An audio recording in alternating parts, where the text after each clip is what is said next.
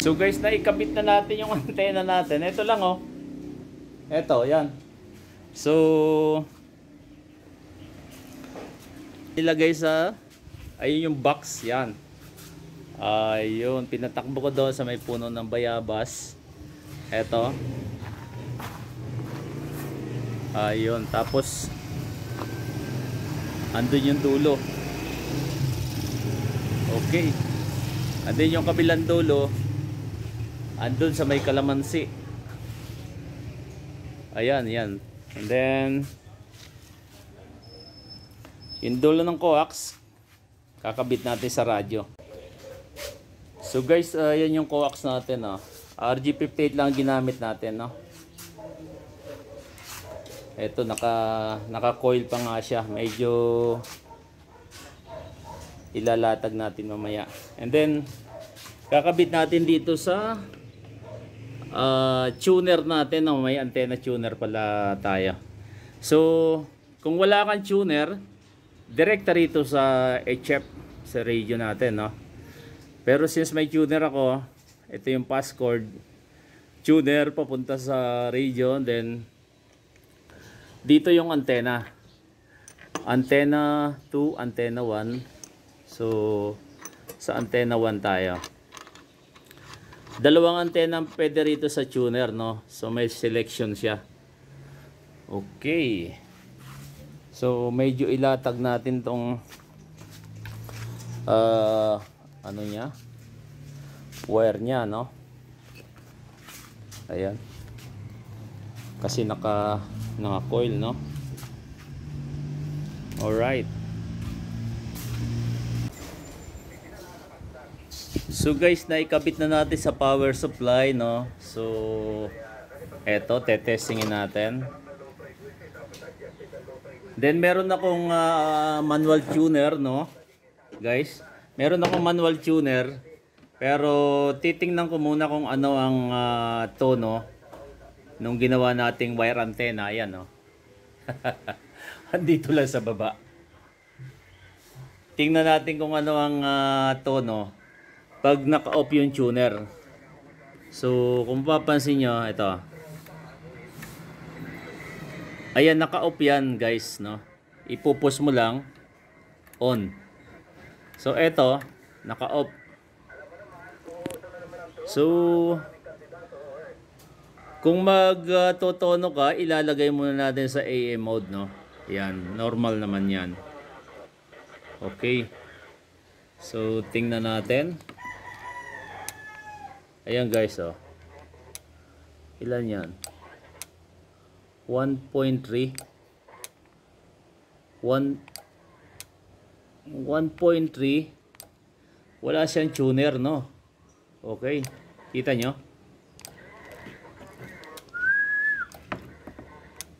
Yan. So i-on natin yung tuner, guys. Tingnan natin. Oh, nag-flat 1 na. Ola. Ola. So umabot ng ola. Almost 100, no? Flat 1. Okay. So ilagay natin sa lower sideband. Yan. Tito Jared ba? Tito Jared, balik sa'yo. May nag-uusap.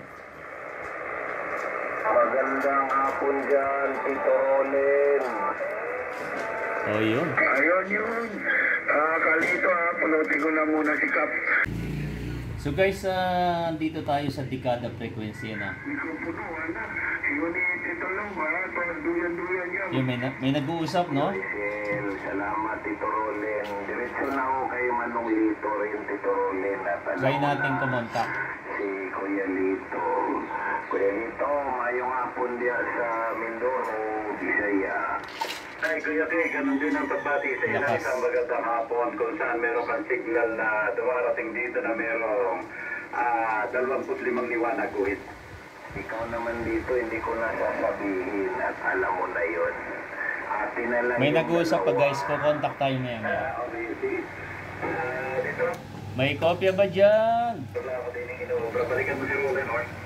Si Tao, Kuya Lit, salamat. Yung yung nag-ula-ula, sige po, tuloy na po, tuloy po. Tatabi na kami. Contact sa Mindoro, si Alas to, si Alas ng Laguna. Sige po, patuloy po. Yeah, Mindoro Station, sino po ba yung nasa Mindoro? Si Taros, ito, Kapitan Alas, Ay, Tito Taros, magandang hapon dyan. Kamusta na po kayo? Ito, nasa ilalim na mainit na sikat ng araw ko. Ay, ganun ba? Eh, anong ginagawa mo dyan sa, sa init ng araw? Dito para mabawasan yung puti, guhit. Tito Taros, may tinetesting akong antena eh. Andito lang to sa may, garahe. Ano bang pasok dyan? Yung signal mo rito, nasa 10 dB. Yung modulation, okay naman siya, malinaw, guhit. Video to at ipopost ko sa YouTube. Shoutout mo na dyan, Tito Taurus. At hello sa mga taga-Digada. Sige. Ayan, nandiyan si Kuya Kay. Pwede mong testingin dyan yung bago. Ate na pala yung Kapitan Alas. Dahil lang to, Tito Taurus, na direct feed line, no? So, wala siyang toroid. Wire antenna lang, over. Basic ka na. Ayan, marami ka naman pwedeng pag-testingan dyan. Kagaya di ako, nandiyan si Kuya Kay. Try mo to na, we. Sige, yung pong Cagayan de Oro, kopya po ba dyan? Goel po, naririnig pero hindi ganong kalakasan. Pero naririnig po, Goel. Ang mahalaga po, abot po ang pamasahe. Si Alas po ito ng Cabuyao, Laguna, over. Kumusta po ang kapanahonan dyan sa Cabuyao, Laguna? Dito sa Cagayan de Oro, sa bandang Mindanao, mainit po, mainit. Dyan kaya Cabuyao po. Ay, Tito, dito sa Laguna, same lang po, mainit din. Ano pong call sa inyo, Tito? Ang call sign dito po si Bisaya. Bisaya po, over. Ay, Tito Bisaya, ayun. At salamat po sa contact, 73. Po, congratulations sa bago niyo pong antena bayan, over. Tito, andito lang to sa garahe ko. Pinaikot-ikot ko nga lang sa sa puno ng kalamansi at bayabas, over. Yusel po, ayos yun po. At least merong nakabitan na puno po. Sige, dito lang ako sa tabi at maraming salamat. Maayong hapon, over. Sige, salamat Bisaya at Tito Taurus, balik na sa'yo. Salamat sa contact. Tito Taurus, andyan ka pa?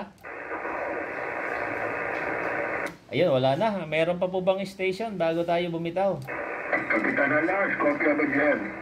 Kopya po, sino po ito? Malakas. Ang laki ng audio. Rain, water. Ay, Tito Rainwater. Saan nga ba location mo? Location mo daw, dito Kapitan Alas kasi nakatatito dito, guys. Location mo daw dito.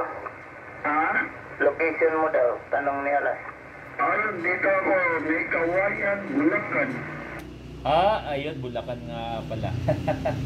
Sige, Tito Rainwater at magandang hapon po dyan. Yung pong isang nag-assist sa location? Si Tango X Antipolo, over. Tito Tango X, Godidat. Ng Quezon City, Visayas Avenue. Tango X, Godidat, go ahead. How copy dyan? Ayun, bati din dyan kay, Conrad sa Visayas Avenue. Ayun, 59 plus po kayo dito. Sige, continue. Andyan si Conrad. Take it over. Tito Conrad, magandang hapon diyan sa QC ka ba? QC? Roger. Affirmative. QC, Quezon City. Over. Tito Conrad, kamusta ang pasok diyan? At mamalinaw ba? May tinetesting lang na dipole. Tatlong bar sa Marine Radio ko, Marine Icon. Malakas kanina, hindi pa masyado kalakasan eh. Ngayon, lumakas ka na, Alas, over. Ay, salamat Tito Conrad at ganun ka din dito. Matibay yan, maganda yung Marine Radio. Anong model niyan? Icon ICN 710, Marine Radio, over. Oo, kulay orange yung display, no? QSL,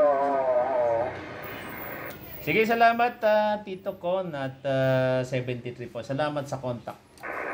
Sige, sige, alas ng kabuyaw. Balik sa'yo doon. 150. Ayun guys, medyo okay yung ating contact, no? So, nakakontak tayo sa Mindoro, sa Mindanao, no? And then sa Bulacan, saka kay Tito Conrad ng QC. So, not bad kasi imagine nyo, ito lang yung ating antena, oh guys. Ito. Ito lang nakasabit doon sa Kalamansi. Ayan. At yung kabilang dulo andito sa Bayabas. Ito guys. Ayan, no. So, not bad, no? What else kung ilagay natin doon sa taas, no? So guys, yun, no, nakakontak tayo ng medyo malayong station. At napakababa ng antena natin, no. Nakakontak tayo Mindoro, Mindanao, Quezon City at Bulacan, no. So guys, no, sa outside amateur sa frequency ng dekada, pag wala siyang tuner, 1.3, no. So naka-tune kasi to, tuneon ko to sa para frequencies. So, checkin natin kung anong SWR, no? Kasi kanina, hindi ko na-check eh.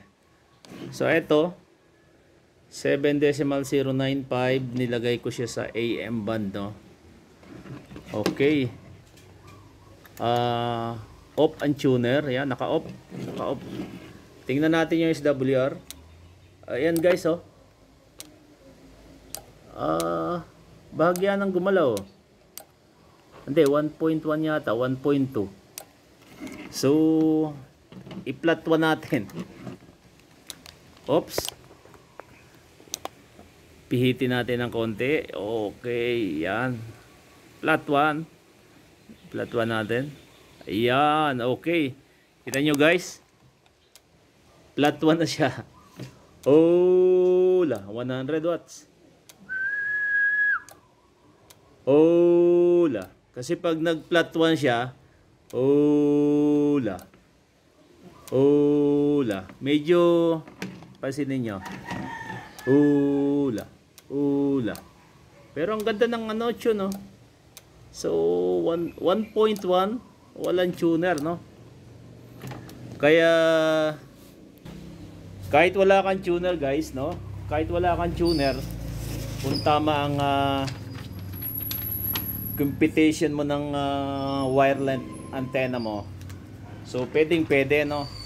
So sundan nyo lang po yung tutorial na ginawa natin at masisihan kayo, no? Okay, so hanggang dito na lang po ang ating tutorial vlog. Sana'y may natutunan kayo sa paggawa ng HF antenna, no? At kung meron po kayong mga tanong, so just comment lang po sa comment section. So, this is Captain Alasor, DB1XRY. Have a nice day, 73.